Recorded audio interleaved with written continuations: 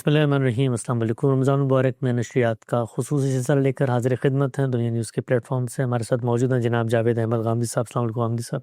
وعلیکم السلام۔ ہم سے بہت شکریہ آپ کے وقت کا۔ پروگرام کا آغاز کرتے ہیں۔ قرآن مجید کا ایک حصہ زیر بحث آتا ہے، آج روایت کو بھی ہم زیر بحث لے کر آئیں گے اور آپ لوگوں کے سوالات بھی۔ آج اس موضوع کا میں نے انتخاب کیا ہے، وہ اللہ کی عبادت ہے۔ قرآن مجید میں جا بجا یہ مضمون زیر بحث آتا ہے، ایک جگہ سے میں پڑھتا ہوں اور کچھ بصیرت کے، غور و فکر کے، تدبر کے پہلو ہیں، غامدی صاحب سے اس پر توضیح طلب کرتے ہیں۔ سورہ سجدہ میں ارشاد فرمایا، تم نہ سورج کو سجدہ کرو اور نہ چاند کو، بلکہ اس اللہ کو سجدہ کرو جس نے انہیں بنایا ہے، اگر تم اسی کی بندگی کرنے والے ہو۔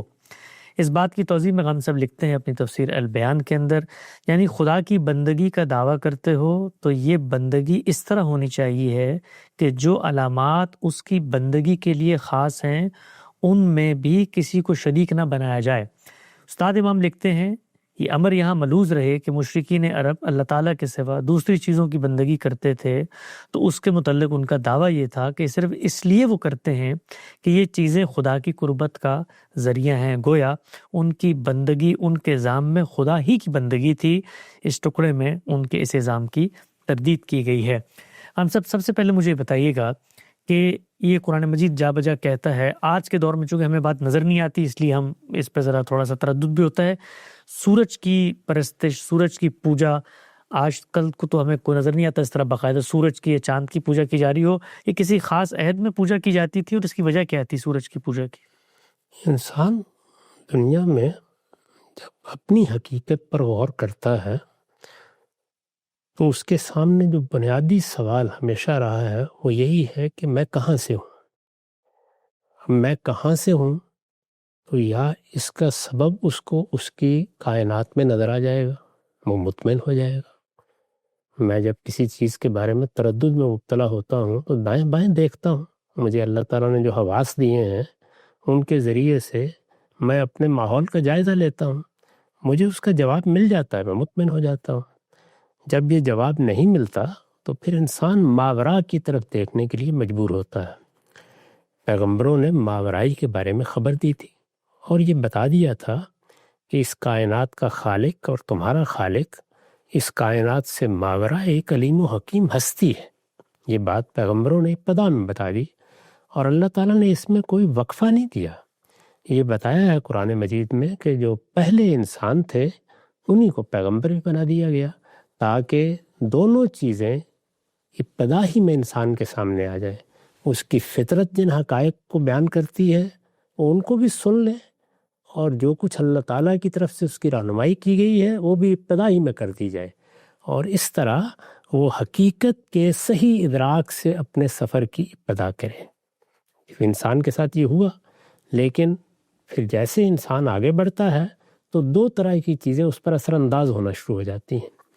ایک، جو معاملات اس کو پیش آتے ہیں اس کے پیچھے کے اسباب، وہ ان اسباب کو تلاش کرنے کی صحیح کرتا ہے، اور اگر اس کے اندر جبلتیں رکھی گئی ہیں وہ کام کرنا شروع کر دیں تو اس میں خاص طور پر خوف کی جبلت اس کو بہت سی مخلوقات کے معاملے میں ڈرنے پہ مجبور کر دیتی ہے۔ اسی چیز کو پھر بعض لوگ تباہ افسانوں کی صورت میں مشرکانہ مذاہب کی صورت دے دیتے ہیں۔ تو یہ سب چیزیں پھر آہستہ آہستہ انسان کو متوجہ کرتی ہیں کہ شاید مجھے جس جگہ سے تکلیف پہنچی ہے وہ یہ جگہ ہو، شاید مجھے جہاں سے کوئی خیر پہنچا ہے وہ یہ جگہ ہو۔ جیسے جیسے اللہ تعالیٰ کے بارے میں انسان کے علم میں دوری پیدا ہوتی ہے تو یہ چیزیں اس کا احاطہ کرنا شروع کر دیتی ہیں۔ شرک کیسے پیدا ہوتا ہے اس پر میں نے بعض موقعوں پر بڑی تفصیلی گفتگویں کی ہیں، اور یہ بتایا ہے کہ انبیاء علیہم السلام کی امتوں میں تو اس کی ابتدا فرشتوں کے تصور سے، جنات کے تصور سے ہوتی ہے، جیسے کہ قرآن مجید نے واضح کر دیا ہے۔ لیکن جب زمانہ فطرت بہت طویل ہو جاتا ہے تو یہی چیزیں دیوی دیوتاؤں کی صورت اختیار کر لیتی ہیں۔ اس میں پھر مظاہر فطرت بھی انسان پر اثر انداز ہو رہے ہیں، وہ متوجہ کر لیتے ہیں، اور اس میں اگر آپ دیکھیں تو سب سے بڑھ کر سورج اور چاند یہ میرے سامنے آتے ہیں، یعنی گویا دور بھی ہیں اور دور ہیں، اور وہاں سے حدت پہنچ رہی ہے، وہاں سے زندگی پہنچ رہی ہے، وہاں سے حرارت مل رہی ہے، وہاں سے روشنی مل رہی ہے۔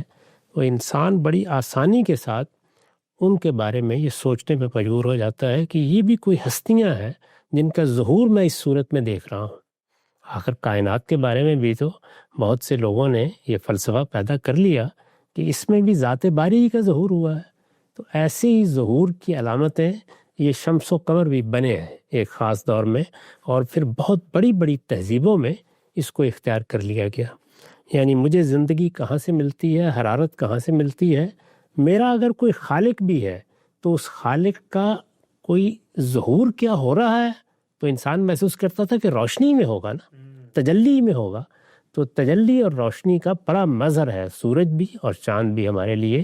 اس سے یہ مشرکانہ عقیدہ پیدا ہوا اور پھر اس سے بہت سے مذاہب پیدا ہو گئے۔ بڑی خوبصورتی سے ہم سے بڑی ہی آپ نے اچھے طریقے سے بات سمجھائی کہ کیسے انسان نے خدا تعالیٰ کی قدرت کی مینیفیسٹیشن کے جو مظاہر تھے، سورج ہے، چاند ہے، اور باقی جو اس وقت ہمارے پاس مسٹک ریلیجن ہے، ان میں بہت ساری علامات آتی ہیں۔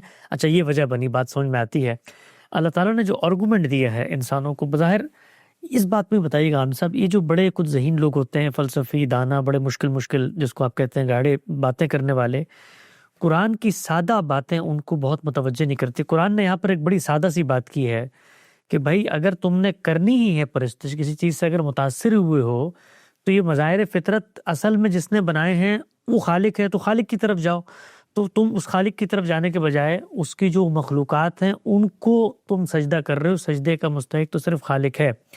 گزشتہ دنوں ہم سب ہمارے یہاں سینٹر میں خاتون تشریف لائیں اور وہ مسیحیت سے اسلام کے دائرے میں داخل ہو کر آئیں۔ میں نے ان سے پوچھا کہ کیا وجہ بنی، تو انہوں نے کہا میں نے قرآن مجید کو پڑھا، تو پڑھنے کے بعد مجھے ہر جگہ پہ یہ بات سمجھ میں آئی کہ اللہ تعالیٰ کہہ رہے ہیں کہ مسیح میرے بندے ہیں، اور میں نے اپنے بندے کو پیدا کیا، اور اس لیے پیدا کیا ہے کہ وہ لوگوں کو بتائیں کہ میری عبادت کرو۔ اور یہی بات جا کر میں نے جب بائبل میں پڑھی تو مجھ پہ دور تو چار کی طرف واضح ہو گئی کہ سیدنا مسیح اگر اللہ کے بندے ہیں تو ہر جگہ کہہ رہے ہیں کہ اللہ کی عبادت کرو۔ وہ اللہ کا اگر جسدی ظہور ہوتے، اللہ کا پرتو ہوتے، تو اپنی عبادت کی بات کرتے۔ تو اتنی سادہ سی بات ہے غامدی صاحب، لیکن اربوں لوگ اس وقت دنیا میں اسی مسیحیت کے حامل ہیں جو مسیح کو خدا کا بیٹا بنا کے بیٹھے ہوئے ہیں۔ چونکہ اللہ تعالیٰ نظر نہیں آتا، وہ ہماری آنکھوں کے سامنے نہیں ہے، کائنات کے مظاہر آنکھوں کے سامنے ہیں، تو انسان جب اس کو ایک فلسفیانہ زاویہ نظر دیتا ہے تو اس میں یہ بات بہت دل کو اپیل کرتی ہے کہ ذات باری کا ظہور کائنات میں ہو گیا ہے۔ اب دیکھیے کہ بڑے بڑے فلسفیوں نے اسی نقطہ نظر کو اختیار کیا۔ اس میں عامت الناس مظاہر فطرت کی طرف متوجہ ہو کے سمجھتے ہیں کہ ظہور ہوا ہے تو پھر یہ اس طرح کی روشنی میں، اس طرح کے نور میں ہوا ہوگا۔ یہ بات زیادہ قرین قیاس نظر آتی ہے ان کو۔ اسی طرح پھر جو بڑی غیر معمولی شخصیتیں ہیں جیسے کہ سیدنا مسیح کی شخصیت ہے، ان کے بارے میں بھی اگر یہ کہا جائے کہ یہ دیکھیے بن پاک کے پیدا ہو گئے، اس طرح کے معجزات ان کے ہاتھ پر صادر ہوئے، اس وجہ سے یہ ہوا ہے پھر کہ ایک انسان کی صورت میں بھی جو بظاہر ہمیں انسان نظر آتا ہے، ذات باری کا ظہور ہوا ہے۔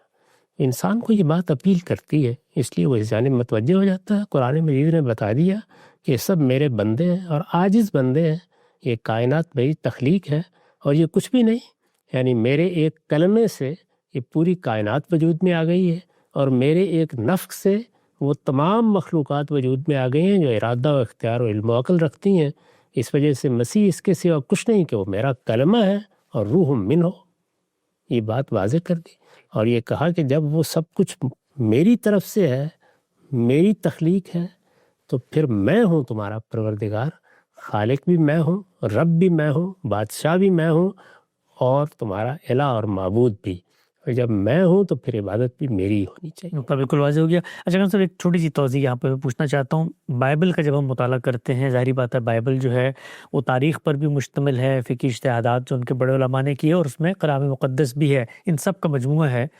بائبل میں تو کوئی ایک ایسی آیت بھی نہیں ہے کہ جس میں یہ کہا گیا ہو کہ مسیح کو اللہ کا ساجی، ہمسر، ہم پلہ تخلیق میں یا تدابیر امور میں ساتھی یا سبارڈینیٹ سمجھا جائے۔ وہ تو بالکل اس کی نفی میں کھڑی ہوئی ہے، لیکن ایک غلط فہمی ہوتی ہے ایک تعبیر سے، جہاں پر ابن اللہ کی تعبیر اختیار کی جاتی ہے، اللہ کے بیٹے کی تعبیر اختیار کی جاتی ہے۔ یہ کوئی ادبی تعبیر تھی، اس کا پس منظر کیا ہے جس سے بہت بڑی غلط فہمی لوگوں کو ہوئی ہے اور لوگ شرک کی طرف گئے ہیں؟ اللہ تعالیٰ نے جو کتابیں نازل کی ہیں ان سب میں ادب عالیہ کے اسالیب اختیار کیے گئے ہیں۔ تو اس طرح کے اسالیب اگر ان لوگوں کے ہاتھ آ جائے جو ادب کو نہیں سمجھتے تو وہ بعض اوقات ایسی توجیحات ان کی کر لیتے ہیں جو پھر شرک پیدا کرنے کا باعث بن جاتی ہیں۔ یہ اللہ تعالیٰ کی طرف سے محبوبیت کا اظہار ہے، ہم بھی کرتے ہیں۔ یہ بارہ ہوتا ہے کہ ہمارے بطن سے یا ہمارے نطفے سے کوئی بچہ نہیں پیدا ہوا ہوتا، لیکن ایک قریبی تعلق کے اظہار کے لیے کہ تم میرے بیٹے ہو، دھرتی کو کہتے ہیں وہاں اصل میں یہ ایک مجازی اسلوب ہوتا ہے جو اختیار کیا جاتا ہے۔ مجاز کے اسالیب ادب کی جان ہے، انہی کی بنیاد کے اوپر ایک کلام میں روح پیدا ہوتی ہے۔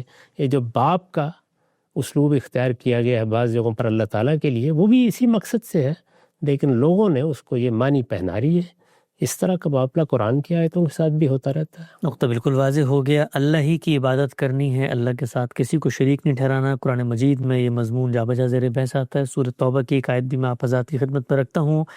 ارشاد فرمایا، اللہ کے سوا انہوں نے اپنے فقیہیوں اور راہبوں کو رب بنا ڈالا، اور مسیح ابن مریم کو بھی، درا حال ہے کہ انہیں ایک ہی معبود کی عبادت کا حکم دیا گیا تھا، اس کے سوا کوئی الہ نہیں، وہ پاک ہے ان چیزوں سے جنہیں وہ شریک ٹھہراتے ہیں۔ ہم صاحب نے اس کی توضیح میں لکھا ہے کہ اس کے اندر توحید کی نہایت واضح اور منطقی دلیل بھی موجود ہے، اور وہ یوں کہ کسی چیز کی مسلم اور بنیادی صفات سے بالکل متناقض صفات کا اس کے ساتھ جوڑ ملانا بالبلاہت خلاف عقل ہے۔ اس اصول کے مطابق خدا کا کسی کو شریک ٹھہرانا اس کی شان الوہیت کے منافی ہے، کیونکہ اس سے اس کی مسلمہ صفات کی نفی لازم آتی ہے۔ بڑا اچھا ہم سب یہ نقطہ آپ نے یہاں پر بیان کیا کہ اگر میں کہتا ہوں کہ جی میں مطلق العنان ہوں، اور آگے سے آپ اگر کہتے ہیں کہ یہ شخص بھی اس معاملے میں اس کا ساجی، اس کا سبارڈینیٹ، اس کا ہم پلہ، اس کا ہمسر ہے، تو پھر میں مطلق العنان کیسا رہا، پھر میں خدا ہی کیسا ہوا اگر میرا کوئی شریک موجود ہے؟ قرآن نے جگہ جگہ اس طرف توجہ دلائی کہ آخر یہ تو مجھے بتانا تھا کہ میں نے کسی کی مدد حاصل کی ہے، یہ تم نے اپنے طور پر کیسے فرض کر لیا؟ اگر تم مجھے پروردگار مانتے ہو، مجھے رب مانتے ہو، مجھے اس کائنات کا بادشاہ مانتے ہو، تو پھر یہ ممکن کیسے ہے کہ میرے ساتھ کچھ دوسروں کو بھی شریک کر دو؟ یعنی یہ کوئی تمہارے ہاں کی نظر نیاز ہے کہ جس میں تم نے محلے والوں کو بھی بلا لیا ہے؟ یہ تو مجھے بتانا تھا۔ تو اسی لیے جگہ جگہ توجہ دلائی ہے کہ اگر میرا کوئی شریک ہوتا تو سب سے پہلے میں لوگوں کو اطلاع دیتا۔ اللہ تعالیٰ کی کتابوں میں ایسی کوئی بات نہیں ہے، نہ تورات میں، نہ انجیل میں، نہ قرآن میں، وہ سب ہمارے سامنے ہیں، ان میں ان تمام تصورات کی تردید کی گئی ہے۔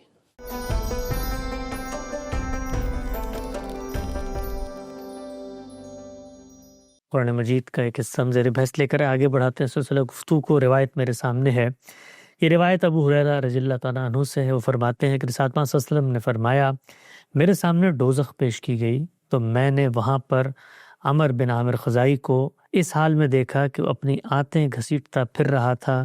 یہ وہی شخص ہے جس نے سب سے پہلے ابراہیم علیہ السلام کے عہد کو بدل ڈالا اور جانور کو سائبہ کرنے کی رسم ڈالی۔ ہم سب نے اس بات کی توضیح میں لکھا ہے، یعنی یہ رسم کہ اونٹنی کو منت پوری ہو جانے کے بعد آزاد چھوڑ دیا جائے گا۔ یہ ظاہر ہے کہ ایک مشرکانہ رسم تھی جس کی ابتدا اس شخص نے کی۔ روایت سے معلوم ہوتا ہے کہ رسول اللہ صلی اللہ علیہ وسلم کو اس کی یہ حالت اس لیے دکھائی گئی کہ لوگوں پر شرک و بدعت کی شناخت واضح ہو اور وہ ان کی ہر آلائش سے اپنے دین کو پاک رکھنے کی کوشش کریں، پھر وہ لوگ بھی متنبع رہیں جو آپ کے بعد آپ کی امت میں اس طرح کی رسمیں ایجاد کرنے کی جسارت کریں گے۔ اچھا ہم سب یہ رسالت مآب صلی اللہ علیہ وسلم ظاہری بات ہے بنی اسماعیل کے اندر پیدا ہوئے، بنی اسماعیل سیدنا ابراہیمی کی ضروریت ہے جہاں پر ان کو آباد کیا گیا۔ 2 بیٹے تھے، بنی اسرائیل اور بنی اسماعیل۔ اسحاق کو وہاں کنعان کی سرزمین میں اور اسماعیل کو یہاں پر، تو یہ یہاں پر اس کا مطلب بہت لمبا عرصہ توحید پہ یہ لوگ کھڑے رہے، اور اس شخص نے شرک کی ابتدا کی رسول اللہ سے پہلے، کہ کتنا پرانا یہ تاریخ بتاتی ہے؟ کچھ زیادہ پرانے لوگ نہیں ہیں، 2-3 صدیاں ہیں جس میں شرک پیدا ہوا ہے اور پھر بہت بڑے پیمانے پر پھیل بھی گیا، یہاں تک کہ لوگوں نے شرک کو ایک مذہب کے طور پر اختیار کر لیا۔ ورنہ اس سے پہلے یہ ابراہیم علیہ السلام کی اولاد ہے، ان کے ہاں توحید ہی اصل چیز تھی، اور بیت اللہ توحید کا مرکز ہے۔ اسی لیے اللہ کے پیغمبر نے سب سے پہلے آ کر اسی کو موضوع بنایا، توحید کی منادی کی، اور سب مارکا بھی اسی بنیاد پر ہوا کہ تم تو ابراہیم کی اولاد ہو۔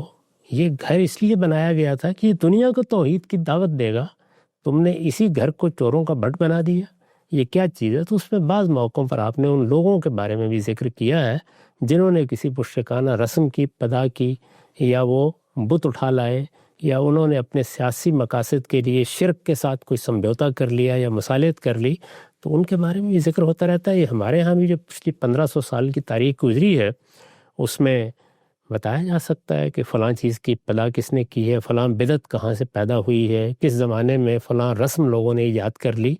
یہ ساری چیزیں تاریخ کا حصہ بن جاتی ہیں، اس وقت بھی موجود تھیں۔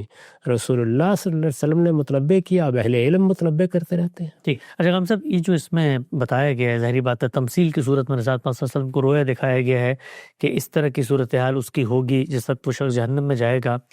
ہم مسلمانوں کے اندر بھی تو شرک نظر آتا ہے۔ ہم یہ دیکھتے ہیں کہ قبروں کے اوپر، مزارات کے اوپر باقاعدہ لوگ سجدے کرتے ہیں، لوگ ان سے مانگنے کی باتیں کر رہے ہوتے ہیں، ان سے شفاعت کی باتیں کر رہے ہوتے ہیں۔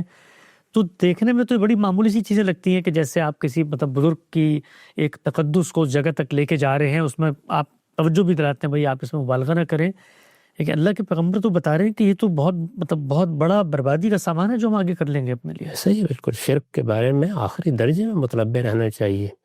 شرک کے بارے میں کسی بحث کی ضرورت کیا ہے؟ یعنی اس کا ادنا شائبہ بھی اگر کہیں ہے تو آدمی کو فوراً اپنا دامن صاف کرنا چاہیے اس سے۔ اللہ ہی ہمارا پروردگار ہے، وہی ہمیں پالنے والا ہے، وہی سب نعمتیں دینے والا ہے، اسی سے دعائیں کرنی ہیں۔ یہ جو ہمیں سورہ فاتحہ میں تعلیم دی گئی ہے، اور پھر 5 وقت ہم اپنی نماز میں یہ دعا کرتے ہیں، اس میں کس بات کا اقرار کرتے ہیں؟ اسی کا اقرار کرتے ہیں کہ ایاک نعبد و ایاک نستعین، تیری ہی عبادت کرتے ہیں، تجھی سے مدد چاہتے ہیں۔ تو آپ اگر غور کر کے دیکھیں تو شرک میں دونوں ہی چیزیں کسی نہ کسی جگہ سے دراتی ہیں۔ یعنی یا بندگی میں ہم کسی کو شریک کر بیٹھتے ہیں، یا کم سے کم بندگی نہ کر رہے ہوں تو مدد مانگنا شروع کر دیتے ہیں۔ یعنی اسباب و علل سے ماورا مدد ہم مانگتے ہیں تو ظاہر ہے کسی عقیدے کی بنیاد پر مانگتے ہیں۔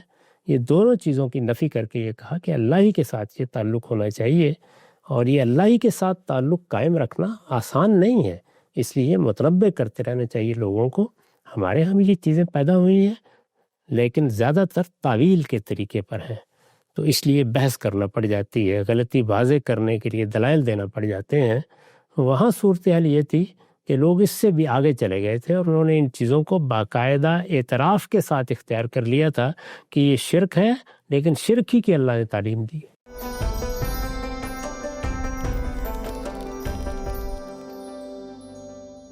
حدیث کو ہم زیر بحث لے کر آئے، 2 مختصر سوالات غام صاحب کی خدمت میں رکھتے ہیں۔ اچھا غام صاحب، یہ آپ نے فرمایا تعویل کرتے ہیں، ہمارے یہاں مسلمانوں کے اندر بھی چیز ہوتی ہے، ظاہری بات ہے اسی بنیاد پر ہم ان کی شناخت کے بارے میں یہ نہیں کہہ سکتے کہ یہ ہیں مشرک، وہ ہیں مسلمان، لیکن کوئی مشرکانہ فعل کر دیتے ہیں۔ تو تعویل تو قرآن مجید بتاتا ہے، بلکہ ہم نے اوپر پڑھا بھی تھا ابھی کہ وہ بھی کر رہے تھے جو وہاں پر شرک کر رہے تھے، وہ کہتے تھے ما نعبدہ الا لیقربونا الی اللہ زلفیٰ۔ فرمایا سورہ زمر میں کہ بھئی ہم تو ان کی عبادت اس لیے کرتے ہیں کہ یہ اللہ ہی کے ہمیں قریب کر دیتے ہیں، تو ان کی تعویل کو تو اللہ نے نہیں مانا وہاں۔ وہ تعویل بھی کرتے تھے بہت سی چیزوں کی، اور اس کے ساتھ اقرار بھی کرتے تھے، یعنی اقرار کی وجہ بیان کر رہے ہیں، اقرار کی وجہ بیان کر رہے ہیں، تو اس وجہ سے ان کو مشرک کہا ہے۔ لیکن اگر کوئی اس بات کا اقرار نہیں کرتا، یہ کہتا ہے کہ نہیں شرک تو بہت کبھی گناہ ہے، میں شرک کا کوئی تصور نہیں کر سکتا، اور میں شرک کرتا بھی نہیں ہوں، یہ چیز تو اصل میں نے قرآن سے اس طرح سمجھی ہے، حدیث سے اس طرح سمجھی ہے، یا بزرگوں نے مجھے یہ بات اس طریقے سے سمجھائی یا بتائی ہے، یا ائمہ کی فلاں چیز سے میں نے یقظ کیا ہے، تو یہاں پھر علمی گفتگو ہوگی، یہاں ہم اس پر حکم نہیں لگائیں گے۔